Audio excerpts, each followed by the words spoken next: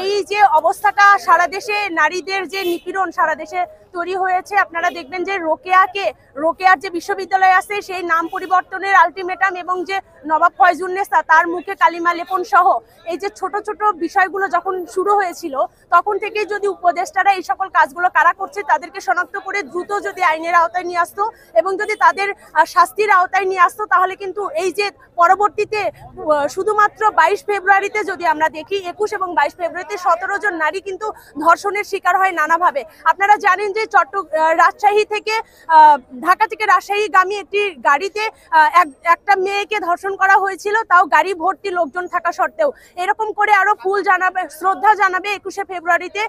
চতুর্থ শ্রেণীতে পড়ে একটা ছোট মেয়ে, তাকেও কিন্তু ফুল সংগ্রহ করতে যখন গিয়েছিল তখনও কিন্তু একটা ছোট বাচ্চাকে ধর্ষণ করা হয়েছিল। তার পরবর্তীতে এই সংখ্যাটা চলছে এবং শেষ পর্যন্ত গিয়ে আমরা কি দেখলাম, 8 বছরের একটা শিক্ষার্থী যাকে সে তার বোনের বাসায় অর্থাৎ তার বাবা সমতুল্য যে তাওই মশাই এবং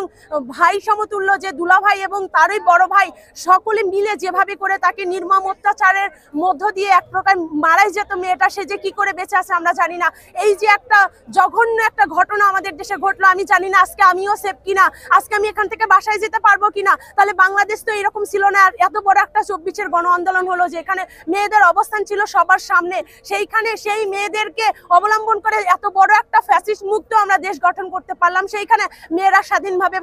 চলাচল করতে পারছে না। তারা নানাভাবে মেয়েদের নানান দোষের কথা বলে তারা এই বিষয়গুলোকে সামনে নিয়ে আসে। আমরা বলতে চাচ্ছি এই কাজগুলো যারা করছে তাদেরকে অনতিবিলম্বে গ্রেপ্তার করে একেবারে সর্বোচ্চ শাস্তির আওতায় নিয়ে আসা হোক এবং সর্বোচ্চ শাস্তি হিসেবে আমরা বলছি তাদেরকে ফাঁসি দেওয়া হোক। এই কথা বলে আমি আমার